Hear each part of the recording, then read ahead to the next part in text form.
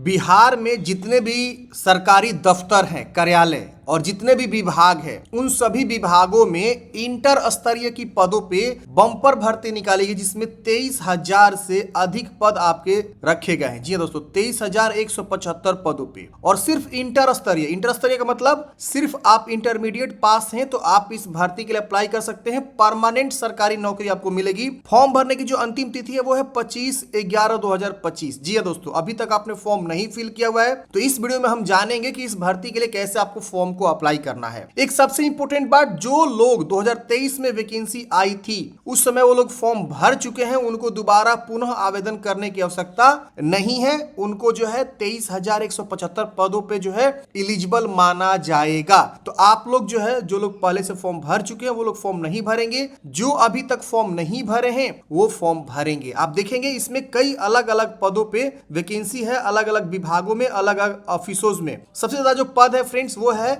LDC, lower division clerk, और qualification क्या चाहिए, इंटरमीडिएट, और कंप्यूटर का ज्ञान चाहिए। कंप्यूटर का कहीं कहीं पे टाइपिंग भी बोला गया है। इसी में आप देखेंगे तो आपके जो है ना राजस्व कर्मचारी की भी बहाली है, जिसमें आप देखेंगे तो 3559 पद है, और इसमें सिर्फ इंटरमीडिएट चाहिए, कोई कंप्यूटर की आवश्यकता नहीं, कोई आपको टाइपिंग की आवश्यकता नहीं। पंचायत सचिव की इसी के अंतर्गत बहाली निकाली गई, जिसमें आपको इंटरमीडिएट चाहिए और इसमें आपको कंप्यूटर का ज्ञान और MS ऑफिस यानी जो है आपका वर्ड प्रोसेसिंग का ज्ञान और टंकड़ यानी टाइपिंग आपको बोला गया है। इसी तरह से निम्न वर्ग लिपिक के हर एक विभाग में अलग अलग वैकेंसी आपको देखने को मिलेगा। अलग अलग ऑफिसेज वाइज कहां कितनी वैकेंसी है यहाँ पे आपको बताया गया है। तो आप एक बार यहाँ पे जो चेक कर लेंगे, जो कि 94 अलग अलग ऑफिसेज में अलग अलग विभागों को यहाँ पे दिखा के वैकेंसी निकाली गई, जिसमें 23,175 पदों बम्पर भर्ती यहाँ पे निकाली गई है। इससे बढ़िया मौका आपको कभी नहीं मिलने वाला है, तो आप लोग फॉर्म जरूर भर लीजिएगा, वरना बाद में आपको पछताना पड़ेगा। बहुत सारे लोगों का कमेंट है कि सर मेरे पास जो है कंप्यूटर का सर्टिफिकेट नहीं है, टाइपिंग का सर्टिफिकेट नहीं है, तो भाई अब बनवा लो ना,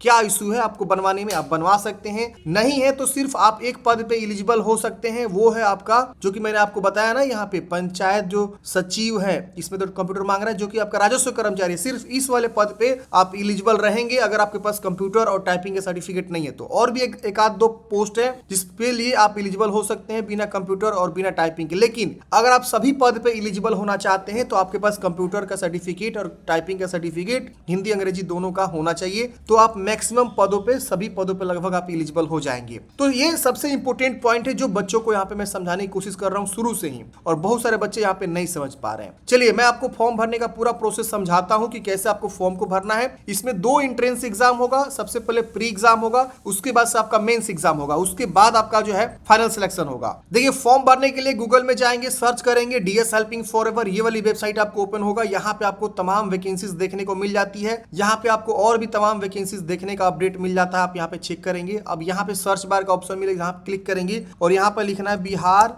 SSC इंटर लेवल। क्या लिखना है, बिहार SSC इंटर लेवल। जैसे आप इतना लिख के सर्च करेंगे ना, यहाँ देखिए Bihar SSC inter level reopen 12वीं पास के लिए वैकेंसी, इस पे क्लिक करेंगे। यहाँ पे आपको इस वैकेंसी से रिलेटेड सारी इंफॉर्मेशन देखने को मिल जाएगा, आप यहाँ पे पढ़ लीजिएगा। और सबसे खास बात एक और है कि इसमें मात्र 100 रुपया ही आवेदन शुल्क लग रहा है फॉर्म भरने के लिए, तो ये सबसे इंपॉर्टेंट पॉइंट है। यहाँ पे देखिए आपको अप्लाई का लिंक मिले, इस पे क्लिक करेंगे, सीधे आप अप्लाई वाले पेज पे आ जाएंगे। ऊपर में आपको पढ़ लेना है कि inter level combined complete examination लिख रहा है कि नहीं लिख रहा है। अब देखिए मैं आपको एक चीज और जानकारी दे दूं, इसी पे आपको एक PDF नोट्स का लिंक भी, आप इस पे क्लिक करेंगे ना तो परीक्षा मार्ग के द्वारा 99 रुपए का PDF नोट्स भी आपको दिया जा रहा है। और इस PDF नोट्स में आपको क्या मिलेंगे, तो GK GS MCQ के 2500 क्वेश्चन जो कि सिलेबस बेस्ड क्वेश्चन होंगे, बिहार स्पेशल के 500, करंट अफेयर्स के 600, मैथमेटिक्स के 1100, प्लस जो है क्वेश्चंस आपको देखने को मिलेंगे जो कि नए पैटर्न पे आधारित क्वेश्चंस आपको होंगे। 4700 से अधिक प्रश्नोत्तर का संग्रह है, हिंदी मीडियम में कंप्लीट पैकेज होगा। ई-बुक PDF है, ये आप बाई करेंगे तो PDF के रूप में डाउनलोड हो जाएगा और आप उसे जो है अपने कंप्यूटर में या मोबाइल में रख के पढ़ सकते हैं, या आप चाहे तो उसे प्रिंट भी करा सकते हैं। प्रिंटेबल फॉर्म में भी ये आता है। ये आपको जो है, जो कि देख सकते हैं 99 रुपए का ऑफर प्राइस, आप बाय नाउ पे क्लिक करेंगे। यहाँ पे आपको बिलिंग इन्फॉर्मेशन अपना भरना है, यहाँ पे आपको प्लेस ऑर्डर पे क्लिक करना है, पेमेंट गेटवे आएगा, पेमेंट जमा करना है और उसके बाद से PDF को डाउनलोड कर लेना है। किसी प्रकार की समस्या हो रही है तो इस WhatsApp नंबर पे आप कांटेक्ट भी कर सकते हैं अगर आपको डाउनलोड करने में समस्या आ रही है या PDF बाई करने में समस्या आ रही है। तो और भी तमाम PDF नोट्स आपको जो है बिहार SSC से रिलेटेड आपको देखने को मिल जाएंगे, जैसे CGL4 हो गया, परिचारी हो गया, बिहार दरोगा हो गया, वर्क इंस्पेक्टर BTSC का हो गया, बिहार जीविका हो गया, एस्टेट हो गया, बिहार लाइब्रेरियन की हो गया। तमाम PDF नोट्स आपको जो है parikshamark.in की वेबसाइट पे आपको देखने को मिलेगा। मैंने डायरेक्ट लिंक आपको डिस्क्रिप्शन बॉक्स में प्रोवाइड कर दिया है। अब चलिए समझते हैं कैसे फॉर्म को भरना है। तो मैंने आपको अप्लाई लिंक पे बता दिया कैसे अप्लाई लिंक पे आना है, कितने पद हैं, कौन लोग अप्लाई कर सकता है, इंपोर्टेंट जानकारी मैंने बता दिया। अब यहाँ पे आपको सबसे पहले न्यू रजिस्ट्रेशन वाले ऑप्शन पे क्या करना है, क्लिक करना है। जैसे आप इस पे क्लिक करेंगे पूछेगा कि क्या आप 2023 में जो एडवर्टाइजमेंट जारी हुआ था उसमें फॉर्म भरे थे। अगर आप यस करेंगे तो यहाँ बोलेगा लॉग इन करने के लिए, आप लॉग इन करके देख सकते हैं। लेकिन जो लोग अभी तक फॉर्म नहीं भरे तो इस पे क्लिक करेंगे तो यहाँ पे उनको नो करना होगा कि हाँ मैंने जो है इस समय फॉर्म नहीं भरा था, आपको नो करना होगा। नो करते ही रजिस्ट्रेशन वाला फॉर्म यहाँ पे खुल जाएगा। यहाँ पे अपना पूरा नाम लिखेंगे, यहाँ पे पिताजी का नाम, यहाँ पे माताजी का नाम, यहाँ पे जेंडर बताएंगे, बिहार के निवासी हैं तो यस करेंगे और यहाँ पे अपना कैटेगरी का चुनाव करेंगे। जो भी आपका कैटेगरी है SC ST BC EBC आप यहाँ से चुनाव कर सकते हैं। और यहाँ पे अपना जाति आएगा, जाति का यहाँ पे चुनाव करेंगे। अगर आप यहाँ पे BC EBC चुनाव करते हैं तो यहाँ पे एक ऑप्शन आएगा नॉन क्रिमिलेयर का। तो अगर आप नॉन क्रिमिलेयर से बिलोंग करते हो तो आपको यहाँ पे यस करना होगा। अगर सपोज आप नो कर देते हैं ना तो यहाँ पे लिखेगा कि आप एज अ अंडर जनरल हो जाएंगे क्योंकि आपने यहाँ पे नो किया हुआ है। EBC में कौन, जो आपका BC EBC वाले कैटेगरी है ना उनको जो है यहाँ पे NCL के बारे में जानकारी देना होता है। NCL जो है आपके इनकम के ऊपर बनता है। अगर आपकी फैमिली इनकम 8 लाख से कम है तो आप जो है NCL के अंतर्गत आएंगे। BC EBC वालों के लिए स्पेशली मैं बात कर रहा हूँ, NCL में आएंगे। अगर आपकी फैमिली इनकम 8 लाख से ज्यादा है तो आप जो है NCL में नहीं आएंगे, तो आप यहाँ पे नो करेंगे। लेकिन मोस्ट ऑफ लोग जो है यहाँ पे NCL में ही आएंगे तो वो यहाँ पे यस कर देंगे। ठीक है, तो आपको यस करेंगे तो आपको BC EBC का रिजर्वेशन मिलेगा, वरना नहीं मिलेगा, ये ध्यान रखना है। ठीक है ना, तो यहाँ पे यस करना है। यहाँ पे SC ST वालों के लिए ये ऑप्शन आपको डिसेबल मिलेगा, जनरल के लिए डिसेबल मिलेगा, EWS के लिए डिसेबल मिलेगा। यहाँ विकलांग है तो यस करेंगे वरना नो करेंगे। यहाँ पे आप भूतपूर्व सैनिक यस में बताना है। यहाँ पे आप जो है NCC आपने किया हुआ है तो आप यस में बताएंगे। इसके बाद से यहाँ पे NCC सर्टिफिकेट यस में आपको बताना होता है और उसकी जानकारी यहाँ पे भरना होता है। क्या आप बिहार सरकार के कर्मचारी जिन्होंने कम से कम 3 साल नियमित एवं लगातार सेवा की, अगर है तो यस करेंगे वरना नो करेंगे। इसके बाद यहाँ बताना है आपको कि क्या बिहार सरकार में विज्ञापन में उल्लेखित पदों में किसी पद पे संविदा पर कार्यरत है, अगर है तो यस करेंगे और अपना पोस्ट बताएंगे किस पद पे कार्यरत है अगर आप है तो। और उसके बाद से उसका जो है यहाँ पे आपको यस करना होगा और यहाँ पे आपको जो है उसका बताना होगा पीरियड, कब से कब तक आप काम कर रहे हैं। अगर आप ये संविदा कर्मी नहीं है तो आप इसे सीधे नो करेंगे, सब डिसेबल हो जाएगा। या mobile number, confirm mobile number, email ID, confirm email ID. फिर यहाँ पे अपना डेट ऑफ बर्थ की चॉइस करेंगे कैलेंडर से। जो भी आपका डेट ऑफ बर्थ है यहाँ से आप कैलेंडर से ओपन कर लीजिएगा और यहाँ डेट ऑफ बर्थ चॉइस कर लीजिएगा। इसके बाद यहाँ पे जो है कैप्चा कोड भरना है और सेव एंड कंटिन्यू वाले ऑप्शन पे क्लिक करना है। जिसे फ्रेंड्स आप सेव एंड नेक्स्ट करते हैं, अब आपका यहाँ पे प्रीव्यू आता है। प्रीव्यू को चेक करिए कि हाँ सारा जानकारी आपने सही भरा हुआ है। अगर कहीं कुछ गलती है तो आप यहाँ एडिट करेंगे, एडिट का बटन है। नहीं गलती है तो कंफर्म एंड नेक्स्ट वाले ऑप्शन पे क्लिक करेंगे। आपका पहला स्टेप रजिस्ट्रेशन जो है कंप्लीट हो जाता है। देखिए इस प्रकार से आपको एक रजिस्ट्रेशन नंबर प्राप्त हो जाता है। आप इसको नोट करेंगे और आपको एक SMS भी आ गया होगा रजिस्ट्रेशन नंबर का और पासवर्ड का। आप उस रजिस्ट्रेशन नंबर और पासवर्ड को नोट कर लेंगे क्योंकि भविष्य में उसी से आप जो है एडमिट कार्ड या जो भी आपका आगे फ्यूचर में कम्युनिकेशन होगा वो करेंगे। तो आपको जो है एक रजिस्ट्रेशन नंबर और पासवर्ड आपको SMS चला गया होगा। अब यहाँ पे आपको क्लिक हियर फॉर लॉगिन का बटन मिलेगा। आप क्या करेंगे, इस पे क्लिक करेंगे। अब आपको यहाँ पे रजिस्ट्रेशन नंबर, पासवर्ड जो आपको प्राप्त हुआ SMS के तौर पे वो लिखेंगे, कैप्चा कोड भर के लॉगिन करेंगे। जैसे फ्रेंड्स आप लॉगिन करते हैं यहाँ पे आपको जो है इस प्रकार से स्टेप्स आपको दिख जाते हैं। ये 6 स्टेप्स में आपको फॉर्म को कंप्लीट करने हैं। तो सभी स्टेप्स को समझाएंगे बारीकी से। आपको वीडियो अच्छा लगे तो लाइक कर देना है। देखिए यहाँ पे आपको पहले पूछ रहा है डोमिसाइल की जानकारी, तो इशू डेट ऑफ डोमिसाइल, निवास प्रमाण पत्र आपको यहाँ पे देना है। देखिए मैं कहता हूँ हमेशा जब भी आप लोग को गाइड करता हूँ फॉर्म भरने का या वीडियो बनाता हूं तो आपको मैं बताता हूं कि जब भी आप जाति, निवास, आय, NCL, EWS मांग रहा है उसमें सब आप लेटेस्ट बनवा के लगाइए। अगर आप लेटेस्ट बनवा के नहीं लगाते हैं तो हो सकता है कि भविष्य में आपका फॉर्म रिजेक्ट हो जाए या DV में आप छंट सकते हैं। तो ये आसानी से बन जाता है। देखिए वैलिडिटी तो किसी का 2 साल होता है, किसी का 1 साल होता है। तो मैं कहता हूं जितने भी सर्टिफिकेट्स हैं, जाति, निवास जो भी आपसे मांगे जाते हैं, NCL या EWS, वो सब आप लेटेस्ट बनवाइएगा। करंट सेशन का मान लीजिए वैकेंसी 2025 में आई हुई है तो 2025 का आपके पास है डोमिसाइल, भले आप जनवरी में बनवाए हो, फरवरी में बनाए हो, मार्च में बनवाए हो या अप्रैल में बनाए हो या मई में, जून में, जुलाई में, वो सब आपका चल जाएगा, कोई इश्यू नहीं है। 2025 का होना चाहिए। तो आप उसका सर्टिफिकेट, इशू डेट, सर्टिफिकेट का इशू नंबर और यहाँ पे आप किसके द्वारा बनवाए हुए हैं, आपके सर्टिफिकेट के नीचे साइन होगा। रेवेन्यू ऑफिसर होगा तो RO चूज करिएगा, सर्कल ऑफिसर होगा तो CO चूज करेगा, SDM है, SDO है, कई सारे ऑप्शन है। आप अपने अकॉर्डिंग देख लीजिए कहां से आपने बनवाया हुआ है। ये डिसेबल हो गया मेरे केस में। अब यहाँ पे आता है कैटेगरी सर्टिफिकेट या NCL सर्टिफिकेट या EWS सर्टिफिकेट। अब देखिए या तो आप SC/ST होंगे, तो अगर आप SC/ST हैं तो अपना जो है कास्ट सर्टिफिकेट संख्या यहाँ लिखेंगे जो आप जाति बनवाए होंगे। अगर आप BC/EBC हैं तो BC/EBC में यहाँ पे गाइडलाइन में लिखा हुआ है कि आपको NCL यहाँ पे लगाना है, तो आप NCL का सर्टिफिकेट संख्या यहाँ देंगे। उसके बाद से इशू डेट क्या है वो तो सबके सर्टिफिकेट पे रहता है, कहाँ से बनवाए हुए CO से कि RO से, वो अपने यहाँ से चुनाव कर लेंगे। तो ये सब जानकारी आपके सर्टिफिकेट या NCL या EWS पे आपका रहता है। अगर आप EWS हैं तो EWS की जानकारी, उसका प्रमाण पत्र संख्या और इशू डेट और कहां से बनवाया हुआ है, ये सब आप जो है RO लेवल पे बनवाए हुए हैं आप दे सकते हैं।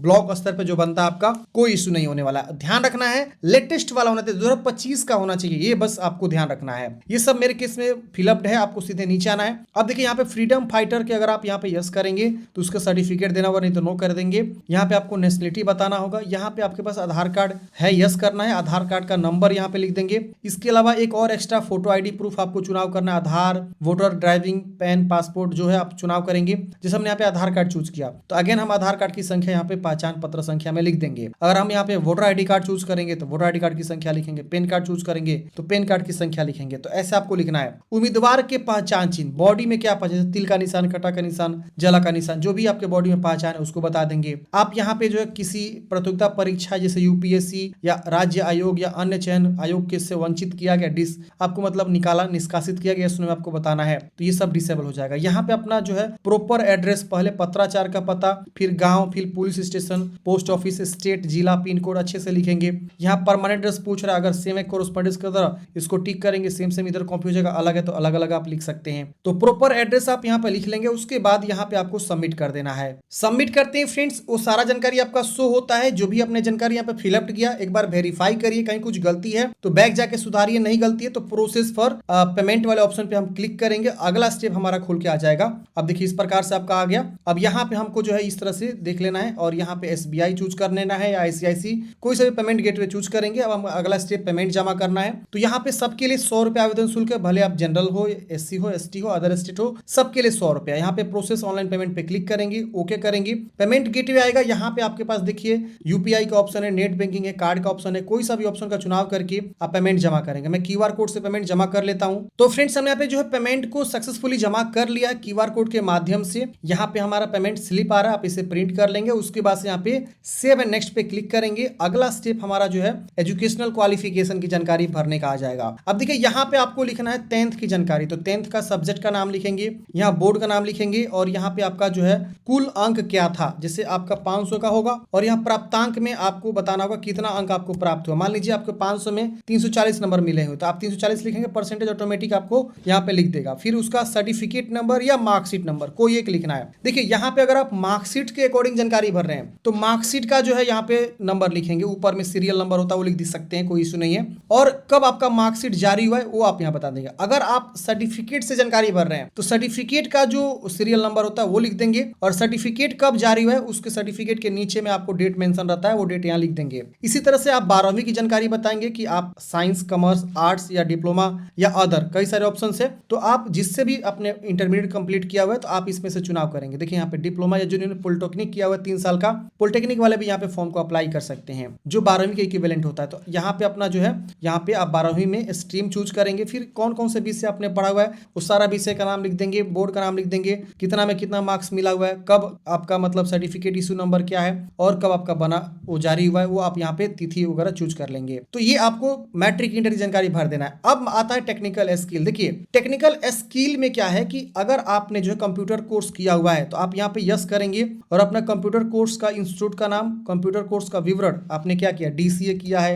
या ADCA किया है, जो भी आपने कंप्यूटर कोर्स किया हुआ है उसका नाम होगा वो लिख देंगे और उस पर सर्टिफिकेट आपके पास होना चाहिए, उसका सर्टिफिकेट का प्रमाण पत्र का संख्या और कब आपका सर्टिफिकेट या मार्कशीट इशू है वो डेट यहाँ से चूज कर लेंगे। अगर आपके पास कंप्यूटर कोर्स नहीं है तो आप यहाँ नो करेंगे तो ये ब्लैंक हो जाएगा और सिर्फ आप मैट्रिक इंटर की जानकारी भर के भी आप आगे सबमिट कर सकते हैं। लेकिन ध्यान रखिएगा, मैं बता दूं इसमें आप देखेंगे तो कई प्रकार के अलग अलग पद हैं। मैंने आपको स्टार्टिंग में ही बताया कि अगर आप कंप्यूटर की जानकारी देते हैं तो आप लगभग सभी पद पे एलिजिबल हो जाते हैं, ठीक है। लेकिन अगर आप कंप्यूटर की जानकारी नहीं देते हैं, टाइपिंग की जानकारी नहीं देते हैं तो आप कुछ लिमिटेड पद के लिए एलिजिबल होते हैं। जैसे कि मान लीजिए जहां पे कंप्यूटर की जानकारी नहीं मांगा गया है, जहां पे टाइपिंग की जानकारी नहीं मांगा गया है, उसके लिए ही आप एलिजिबल होते हैं। और ऐसे ऐसे जो पद होते हैं वो 2 ही 3 पद हैं, जिसमें आपका सबसे पहला एक पंचायती राज विभाग के अंतर्गत वैकेंसी मैं आपको दिखा देता हूं।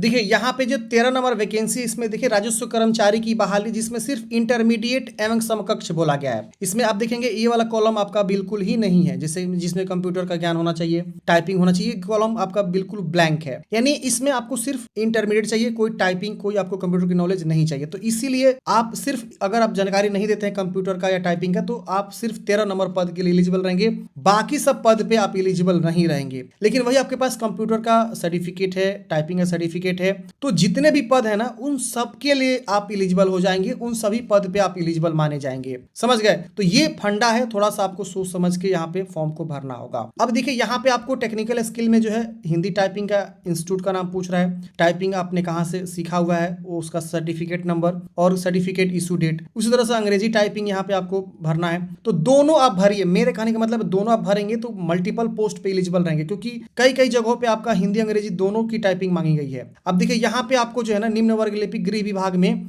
आपका इंटरमीडिएट बोला गया है, कंप्यूटर और कंप्यूटर टंकण यहाँ देखिए लिखा हुआ है, और हिंदी में वर्ड प्रोसेसिंग और प्रोसेसिंग टंकण आपको पता होना चाहिए। तो आप इसके लिए, अगर आप टाइपिंग नहीं देते तो फिर इसके लिए एलिजिबल नहीं रहेंगे। तो इसीलिए मैं बोल रहा हूँ आप टाइपिंग का, हिंदी अंग्रेजी का जानकारी दे दीजिए, या अगर सिर्फ अंग्रेजी का है तो सिर्फ अंग्रेजी का भी दे सकते हैं। आपको सिर्फ अंग्रेजी आती है तो दोनों आती है तो दोनों की जानकारी दीजिए, सर्टिफिकेट के साथ प्रॉपर आपको यहाँ पे मांगा गया है, और कंप्यूटर का जानकारी भी आप यहाँ पे दीजिए। आगे चल के आप मल्टीपल पोस्ट पे एलिजिबल रहेंगे। देखिए इसमें प्री एग्जाम हुआ, प्री एग्जाम के बाद जो है मेंस एग्जाम होता है। तो जो लोग प्री में क्वालिफाई होते हैं, अब क्या होता है ना कि उनके क्वालिफिकेशन के अकॉर्डिंग मेंस एग्जाम में फॉर्म भरवाया जाता है और पूछा जाता है कि आपका पोस्ट प्रेफरेंस क्या है। तो अगर आप टाइपिंग की जानकारी नहीं दिए रहेंगे तो आपको जो है ना यहाँ पे पोस्ट प्रेफरेंस में वो सारे पद नहीं शो करेंगे जो आपका टाइपिंग पे है। लेकिन अगर आप टाइपिंग की जानकारी दिए रहेंगे, कंप्यूटर कोर्स की जानकारी दिए रहेंगे, तो आपको मेंस में जब फॉर्म भरने जाएंगे तो वहां पे जितने भी पद है आपका शो करेंगे, जो टाइपिंग इंग्लिश और जो बिना टाइपिंग वाला है वो भी आपका शो करेगा। तो ये चीज आपको ध्यान देना है, और आपको जो है सोच समझ के सही से फॉर्म को भरना है। मैंने जो भी आपको गाइडलाइंस बताया ना, बिल्कुल जेन्युइन, ऑथेंटिक जेन्युइन आपको गाइडलाइंस बताया हुआ है। अगर आप ये मेरा बात नहीं मानेंगे तो आगे चल के पछताना होगा, बाकी आप समझ लीजिए। तो चलिए हम यहाँ पे जानकारी को ऐड करेंगे और उसके बाद यहाँ पे सबमिट वाले ऑप्शन पे क्लिक करेंगे। सबमिट करते हैं फ्रेंड्स। जानकारी लिख के जैसे आप सबमिट करेंगे, अगला स्टेप आपका फिर से जो प्रीव्यू आएगा, सब चीज सही है तो आप यहाँ पे सीधे सेव एंड नेक्स्ट करेंगे। अलग अलग है तो आप यहाँ पे बैक जाके सुधारेंगे, नहीं तो यहाँ पे सेव एंड नेक्स्ट का ऑप्शन मिलेगा, आप इस पे क्लिक करेंगे।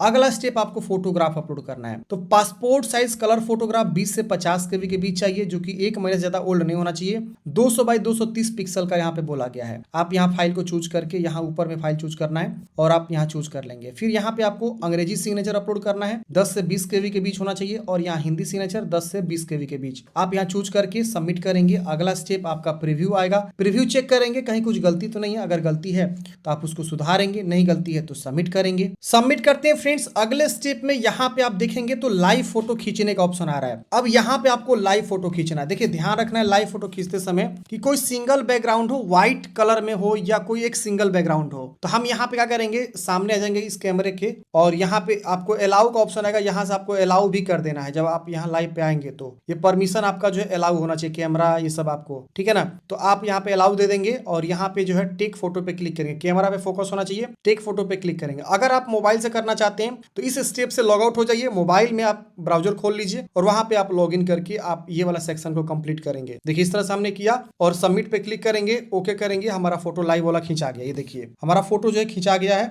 अब यहाँ पे हम क्या करेंगे, नीचे आएंगे, चीजों को देख लेंगे, हाँ सही है, आंख बंद नहीं हुआ है। अगर हमको लग रहा है कि आंख बंद हो गया तो री अपलोड कर सकते हैं, नहीं तो हम डिक्लेयर करेंगे। यहाँ पे फाइनल सबमिट पे क्लिक करेंगे, ओके करेंगे। हमारा जो है फॉर्म क्या हो जाएगा, फाइनल सबमिट हो जाएगा। ये देखिए फॉर्म फाइनल सबमिट हो गया। अब यहाँ पे आपको जो है ना click here for reload page, यहाँ पे application has been submitted successfully. आपका मतलब यहाँ पे एप्लीकेशन जो है सबमिट हो चुका है सक्सेसफुली। अब यहाँ पे क्लिक करेंगे तो ये देखिए इस प्रकार से जो है आपका ये रजिस्ट्रेशन नंबर, यहाँ पे आपका फॉर्म आईडी, पासवर्ड ये सब शो हो जाता है। नीचे आएंगे तो यहाँ पे प्रिंट एप्लीकेशन स्लिप और पेमेंट जो है प्रिंट का ऑप्शन देखने को मिलता है। इस पे क्लिक करके प्रिंट आउट दोनों का निकाल लेंगे और अपने पास हार्ड कॉपी सुरक्षित जो है रख लेंगे।